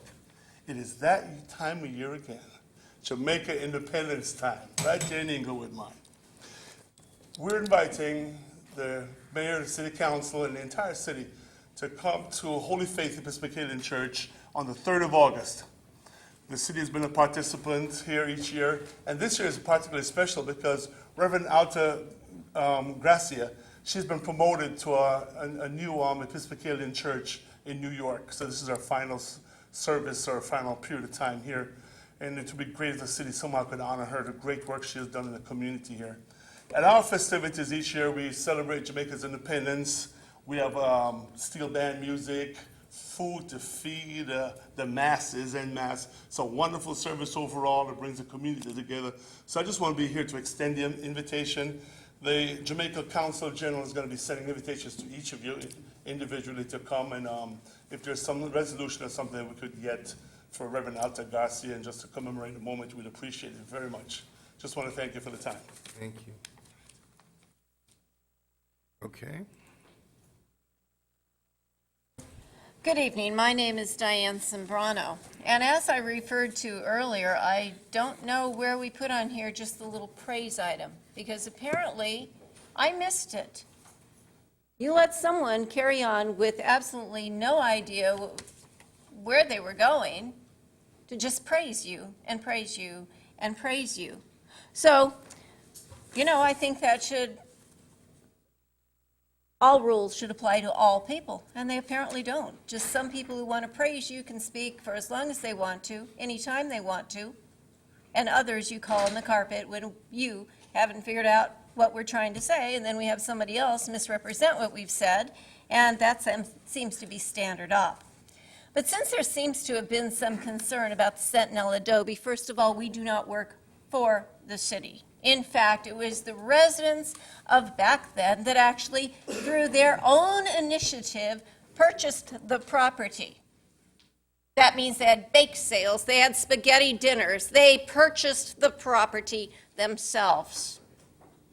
And then, in anticipation that they might age out of it, they were gracious enough to offer it to the city they thought would love and care for it, because Daniel Freeman lived there and founded this community. Now, I understand how some people may not know that, because clearly we've eradicated Daniel Freeman's name as often as we could, it seems like. We even changed the historic name of the rancho to honor a former mayor. Do you know, I was at one of the many multiple places that I go to celebrate the adobe, and someone couldn't figure out why this area was called the Centinela Valley, because, well, as I had to explain downtown Los Angeles at a luncheon, that Centinela Valley's name became kind of an afterthought, didn't it? Because we changed away the name of the park. But anyone who's received any of those over 4,000 postcards that we've given out this year has the opportunity to come, and as we go and take that message throughout Los Angeles, Orange County, and yes, even Ventura, people do come back to the adobe. And they learn all about the history. And in the last 26 seconds, I will let you know that George Gerard, the former owner of the Frank D. Parent Estate, had asked that we not go on the property and celebrate it until after it had been sold. That property at one time was actually an exotic animal zoo. My, do we have wonderful history. But those of us at the adobe actually honor the requests of the owners of property.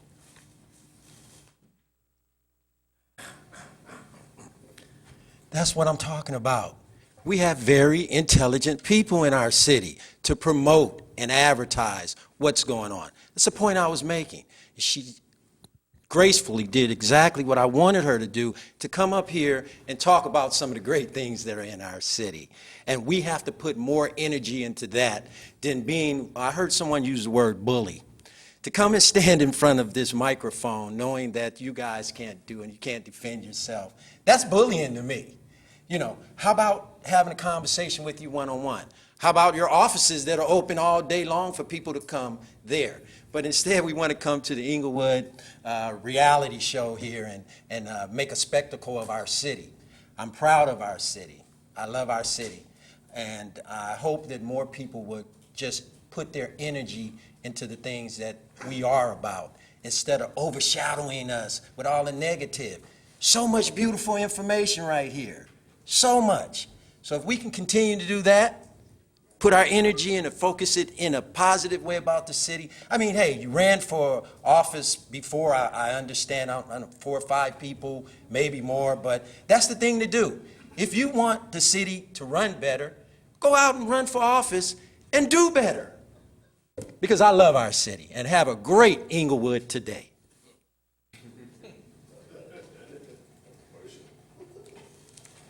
Good evening again, Mayor and City Council and staff.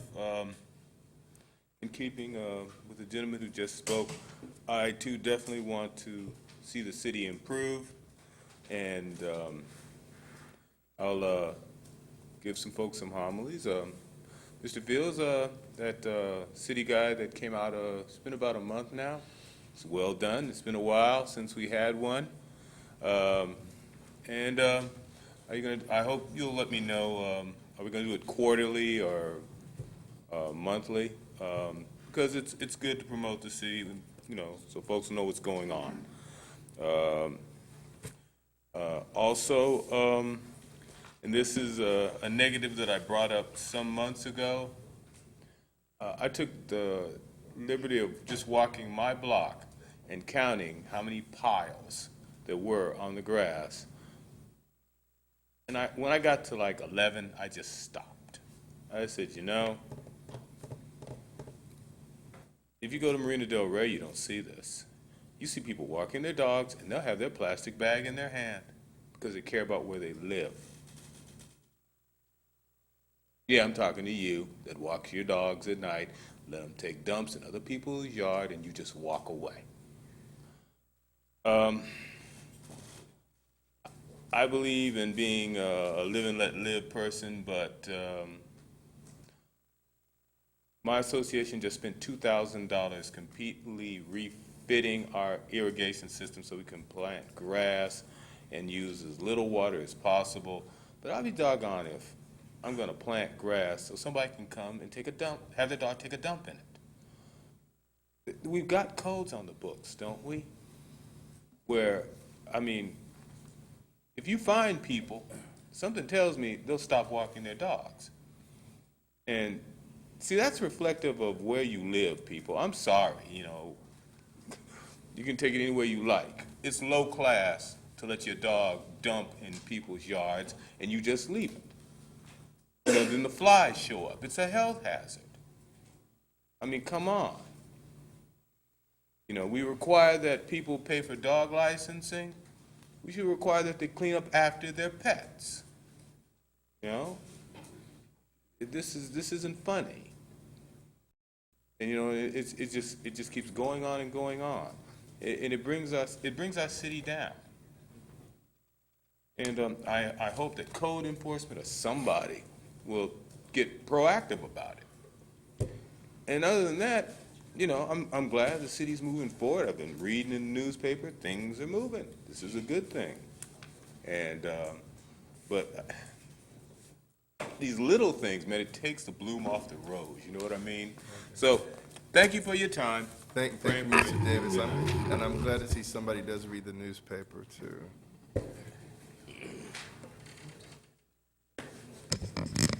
My name is Willie A.G., and I live in the beautiful city of Inglewood. You know, when I step up to this microphone, I speak for myself and myself only. If at any time I want to be in a position to really change this city, I will run for office. I've never ran for office, but if I was so unhappy the council that we have, instead of coming up here just demeaning the city, that's exactly what I would do. Run for office and get on the dais, and then I can change things. Other than that, I wish these people would quit demeaning a beautiful city like the city of Inglewood. Beautiful people we have running it here now. I don't know what to say to people that come up here and just wish I could say what I want to say, but I won't. And that's year after year. I've been coming here for 18 years, and I know at least 2 or 3 people that's been doing it ever since then.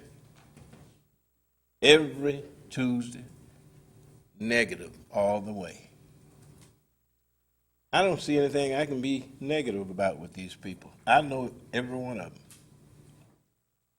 I can tell the people out there in television land, you are being represented 1,000%. With this council, staff, the city is, look at your city. Look at your city. You don't have to listen to, and I said I wasn't going to say this again, the naysayers. But I have to, you know. You don't have to listen to them. Just drive out and look at your city and see what's going on in the city. Go by the farm. Pretty soon go by Hollywood Park, Market Street. You know, the city is on the move.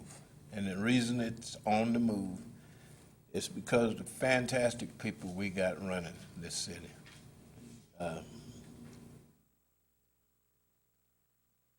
It's a beautiful city. Thank you, Willie Brown, for representing the city. Your newspaper, just keep telling the truth. Mayor, you guys are awesome. Thank you very much. Thank you.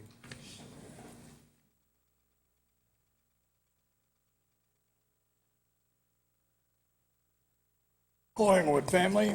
I'm Wild Bill Widener, and I'd like to make a little comment because I spoke about Tony Curl that got killed down here.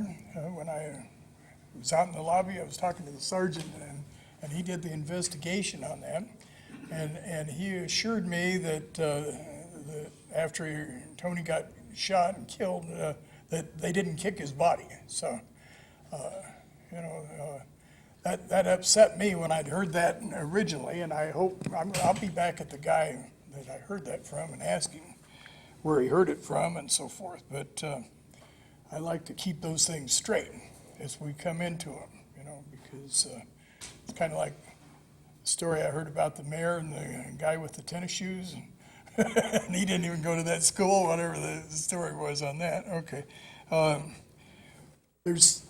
I know there's nothing we can do about this situation I'm going to bring up, but the Veterans Building down on Hendry down there, they at one time had most of their veterans that went in there had been through a recovery type program and so forth, and they've been just taking guys in off of the streets, and they've had some real problems down there. And I don't know, maybe if you could just talk to someone down there. We know about the one guy that shot that other guy down there, and then he turned himself in. Yeah. And I've met the guy a few times myself. And then just this last weekend, one of the guys that lived there walked into an elevator. It was full of blood and everything, that some guy that was drunk had hit someone in the face and so forth. So, that's really not the type of atmosphere that veterans, that a lot of them are suffering from PTSD and other situations that they need to be contending with. So I realize it's a federal facility and everything, but maybe just talk to whoever the right people are down there. Thank you. Thank you.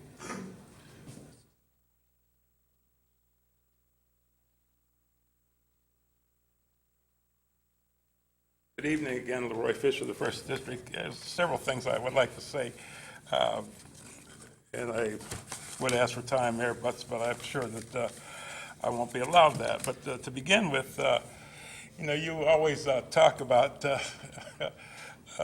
people looking at the past.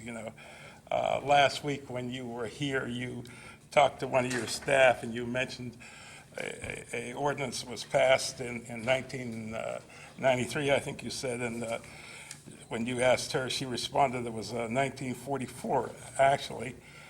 So you yourself use things of the past, so you should be aware that we in this city have a right to address any concerns that we have, whether it be today or yesterday, and it would be up to you to understand the rights of the people. And further, you talked about the council providing things that make things work here. It's not you, the council, that provide anything, it's our tax dollars and the people here in the city that provide things, the money to make things work here. So you should be aware of that. I had an occasion to go into a market in the First District. And I talk about markets because I always talk about markets because we don't have any decent markets here, but you always seem to bring all these other little fast food things and other nonsense. But there's a market in the Second District that I had occasion to be in the other day. I went through the meat department, and it smelled horrible, like rotted meat. Councilman Padilla, I would suggest that you, as a councilman in that district, go into Bilo and see if you can't get that area cleaned up, because it's unhealthful that people would have to go in there and buy foods. I'm sure that many of you don't go in there, but there are many people that do go in there, so I would ask that you make that consideration. Don't have a lot of time, but I had occasion this past week to go to a jazz concert to honor composer Howlett Smith. Howlett Smith has been composing for many, many years. Howlett Smith is blind, and there were all kind of people that he had, more than 20 of them.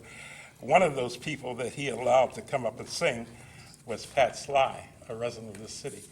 So Howlett Smith is a man that you ought to kind of look at and find out about. But, you know, he invited our resident Pat Sly as one of those who were able to sing. So I appreciate being there and appreciate him.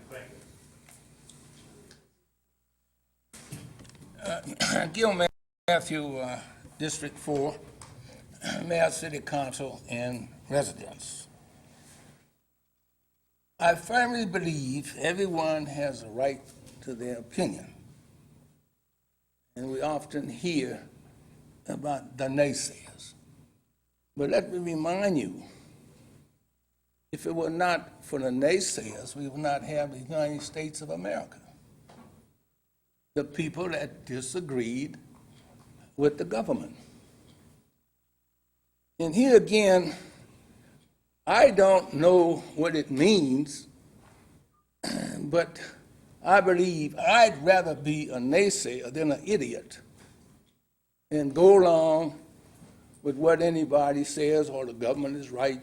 And that's not the United States of America. That is not the Constitution of the United States. And you cannot give that to any country in the world. So let's stop that. Now, on finances, there's many positive things happening. And Mayor Butts and the rest of the council, there is nothing you can do without money. Okay, I've been here before this city hall was built. Well, I know the history of the city, I've lived it.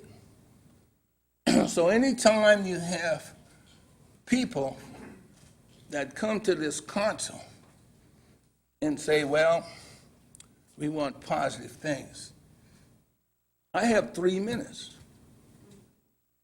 I'm treated unfairly, Mayor Butts.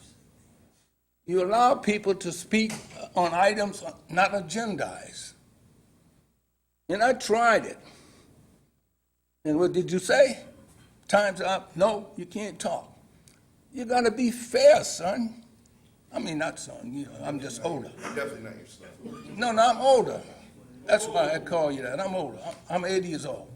And you're a young fella, okay, to me. So that don't mean to denigrate you in any kind of way. But you're unfair. And Mr. Franklin, there's such thing as a point of order. If someone is in violation of this meeting, you call him on it. Tell the young man it's not agendized. He's not going to do it if you're saying something favorable. But you don't allow a chairman to do that. And that's your fiduciary duty. And Mr. Franklin, frankly, I'm surprised at you. But I still hope for you. I'm hopeful. Because, Mayor Butts, despite what you're doing, you're hating the city when you conduct these meetings in that way. Thank you very much. You're very welcome. So just put a check on it.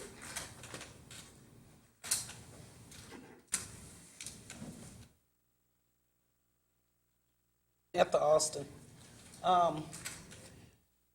Mr. Testeria want to rise out of me, but it ain't gonna work. See, you don't match ignorancy with ignorancy. So what I'm gonna do is say one thing. I'm a grown woman. I do what I feel is right. Whatever I feel is right is what I'm gonna do.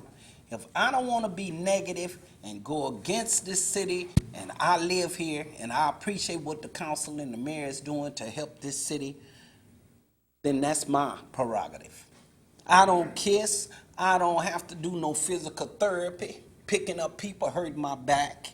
I'm retired, thank you, Jesus. But I can say what I want to say. And another thing, Since we have, I think what you should do, council, is take a look at that Adobe House committee. Since we got all of these artists coming in, maybe you should check into that and bring that up and try to get some new committees. I think they would be nice on the board with the Adobe House. That is an attraction that no one in this city knows about. I've never been there because nobody ever mentioned it. Shut up. Well, I should, Mr. Brown, please don't. I didn't talk out. when you talked. Please address the Okay, council. I'm addressing you all again. See, they want to put it out but don't want to accept. And another thing, that is bullying. Joe Testeria, leave my name out of your mouth.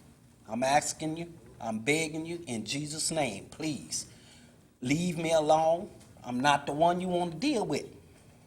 And you up here bullying all these people. What happened in 2006, it should be over with. It should be done. You can't get anything out of this. God say forgive. Like I did. I dogged him. But I came back because I noticed I did it wrong. I was wrong. And I came back and apologized. I really dogged the mayor. But not bad as you. I didn't call him names. I didn't call him stupid. I didn't call him names. I know he can't protect himself. And what you're doing is wrong too. You also wrong. Guys, we got to stop this bickering because this city is moving. And we must accept what's going on. Long as we're not going into bankruptcy, the DA not coming in handcuffing everybody and escorting them out, then they must be doing something right, guys. And let's stop all of this bickering. And Joe, forgive. God say forgive. Leave that alone. You're not going to get anything out of it. And I'm not going to get upset with you because you know not what you do in the name of Jesus. Okay, we'll close public comment. Council comments. Thanks, Mayor. First of all, I am thankful and grateful and very happy about the things that's going on in the First District. I want to thank Public Works for the job they're doing on our streets. I get a lot of calls and comments. They are not negative now, they're all happy. And I know that we can only do so many streets. So I want everyone to understand we're doing as many streets as we can do with the money that we have. It takes money to do those streets. And I think they're doing a great job. Matter of fact, I think they've even done a couple of streets that were not on the list. So somebody's spending the money very wisely and making it go a long ways. I have a couple of announcements that you may be interested in. Century Bridge is going to be demolished. That's Century and Aviation. So you might want to check your schedule. The dates of the demolition will be the 25th of July to the 28th. So that date will change, but that's the date we have now. So if you use Century Boulevard, you might want to change and make sure you don't use it on the 25th to the 28th. Other thing is that Metro is having a small business conference. It's free. You can, if you have a business and you'd like to do business with the Metro Crenshaw LX line, it'll be Wednesday, Thursday, August 7th, 2014, 4 to 8 p.m. at the Proud Bird at 11022 Aviation Boulevard, Los Angeles, California, 90043. So if you had a business and you would like to do business with the Metro line, you can attend that conference. Other thing is, I thank you all for coming out. We appreciate your comments, negative or positive. And I just want you to think about one thing. When you come up to that mic, you're not only talking to us, you're talking to I don't know how many other millions of people. Because this TV goes out over all of Southern California and maybe even further than that.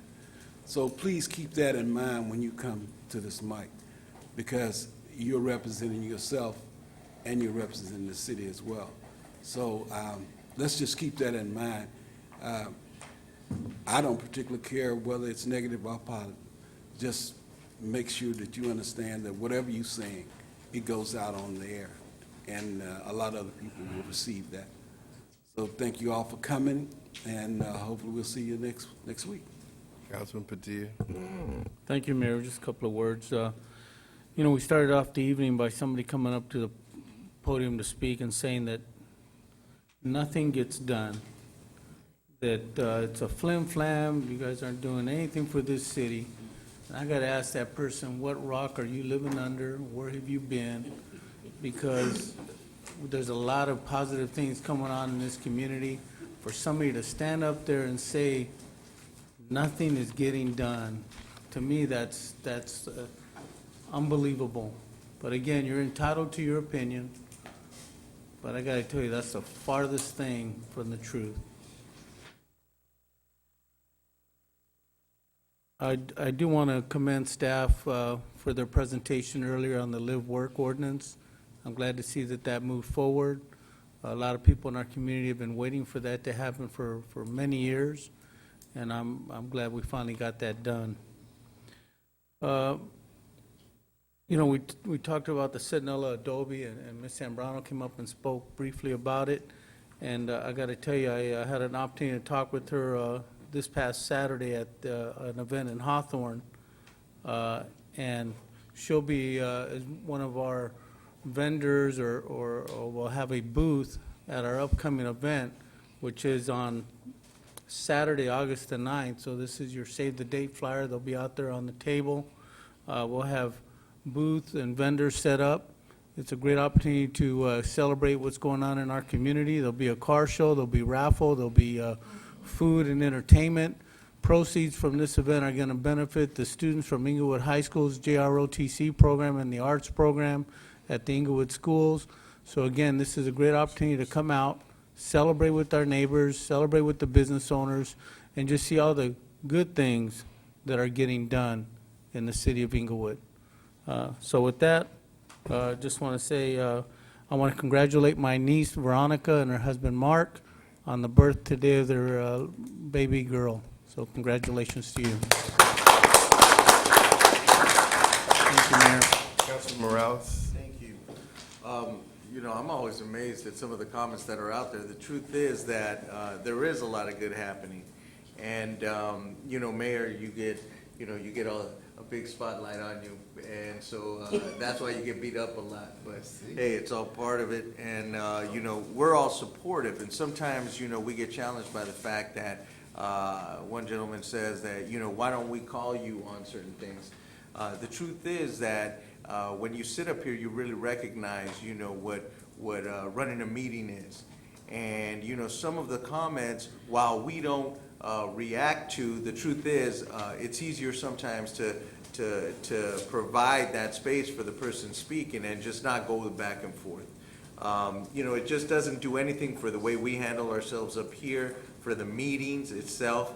And to be honest, you know, some of the comments are just uncalled for. There's no place for them here. It's upsetting to see. You know, some of the folks that, of course, when I'm speaking to them out in the hallway, great people.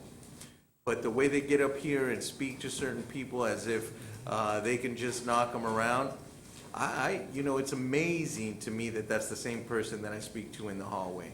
At the end of the day, it's about treating people. One gentleman said it the best way. I don't think there's any one of us who would turn down a meeting to meet one-on-one. I open my door to whoever. You can come in my office and say whatever you want.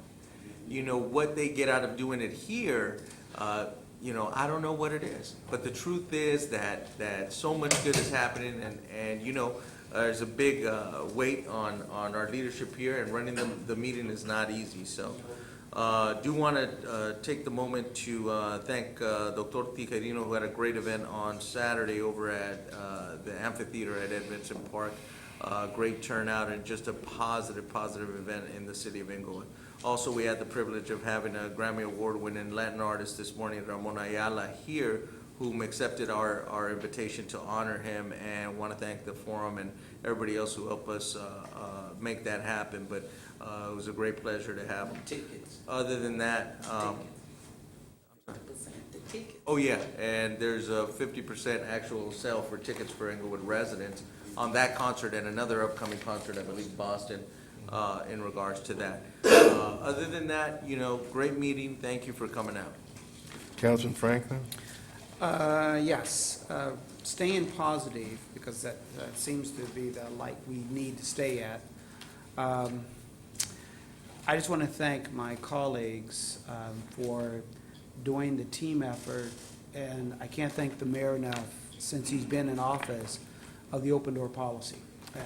Since I've been on the council for over a decade, there's never been a mayor, and there's been several here, that would go from his office to our office. And if there's issues that need to be addressed, he has an open ear, open door, and access to communication to address our issues. Good or bad, we're human. We sometimes agree and sometimes don't agree, but we iron out, and collectively we move forward. And I just want to thank the mayor and his team for making this thing happen. And that's why we call ourselves a team, because we may have the ups and downs, but when all said and done, we have staff support, we have this council support, city clerk, and the treasurer. And that leads me into our next town hall meeting for District 4. We'll have this Saturday from 10 a.m. to noon at the Hollywood Park Casino in the Breeders' Cup Room, first floor. And our theme is the best preparation for our future is the present. And we will have our distinguished city treasurer that will talk to us about city treasurer investment, the city's investments, her youth financial internship, and other programs she's going to make available. We're also going to have our lieutenant in District 4, or Beat 4, that's going to talk about public safety issues, that we have some genuine bona fide concerns for quality of life that we're going to address. We have a couple of representatives that will be talking about current job opportunities and future job opportunities. And then we're going to close with the LA County Fire Department. We will have a captain that will talk about several things. One will be the Community Emergency Response Team, known as CERT classes, that will be announced. And then also, at the end of the meeting, we're going to have hands-on CPR training. So if anyone that's interested to learn how to do CPR, particularly hands-on training, we'll have a number of mannequins that will be there, that the firefighters will be there to help administer that, and you will get the chance to do that directly. So hopefully you can all make it. Again, it's this Saturday, 10 to 12 noon, at Hollywood Park Casino. Hope to see you there. Thank you. Thank you, Mayor. Hi. I wanted to address this comment about me missing it once, that someone talked and didn't tag base and get an agenda item. Because, I'm so used to people coming up saying, I'm here to talk about this item, and they stray off, and you let Henchie's leave, and you let the Boston store leave, and you let the McDonald's come in, and you let this. And Henchie's and Boston store went out of business. That's why they're not here. This council didn't have anything to do with them leaving. I don't know how that's relevant, but we let you say that. Complaining about the lumber shop leaving and nobody knowing. They left town. We didn't know it. Bad us. Talk about Daniel Freeman's name being removed. Did you guys remove Daniel Freeman's name from anything? But we listened to it. So to go all nuts because we missed somebody saying they love living in the city one time, and now it's the end of democracy as we know it, please give me a break. Okay, now let me tell you about the nothing in this town. We sound insulated 1,000 homes in 1 year when we weren't doing anything. Property values have increased 39% in the last 2 years in this town, average sale home price. We've had a 100% increase in building permits this year. We've had 16 new businesses open in Inglewood since January. We spent $1 million extra on resurfacing streets in District 1 and District 4 this year. We put aside another $1 million extra to do streets in District 2 and 3 next fiscal year. We started this journey $18.6 million in the hole, and between Mr. Weinberg and Mr. Fields and the council, we've had 3 consecutive budgets. We started with $11 million to our name 3 years ago. We have $22 million in the bank right now. And when we reconcile the books this year, we'll have even more. The forum opened, created great buzz for the city that led to interest here, and now a lot of developers are finding Inglewood is the place to be. So, no, I do find it incredible that anyone could say that nothing's happening here. But that's not an opinion, that's blindness. So, but everyone is welcome to say whatever you want to say, but please don't criticize people that tell what everybody can see. And don't get upset because I missed him saying the truth about what's happening here, because I tune out sometimes because I know everybody tags up for a second and then they ramble off to their thing. I'd never stop you guys, so forgive me. Missed it this time. So I wanted to also say that Councilman Morales brought Ramon Ayala here, just a Latin performer and a hero, had a press conference here in our chambers. We had media from all over Southern California for it. Just another example of how multicultural and how a desirable location we are. And so I want to give Councilman Morales a hand for that. He represented our city well. And so it isn't that anybody doesn't want people to say things that are negative, but you know, there comes a time when you have to say, I live here. And if you can't find anything to celebrate about how far we've come, then you have to ask yourself, what are you here for? Because there's a lot more to be proud of right now than used to be when we were kids. And I'm just going to tell you, because some of you I don't get. I just don't get. So anyway, wonderful meeting. Loved every minute of it, and we're adjourned.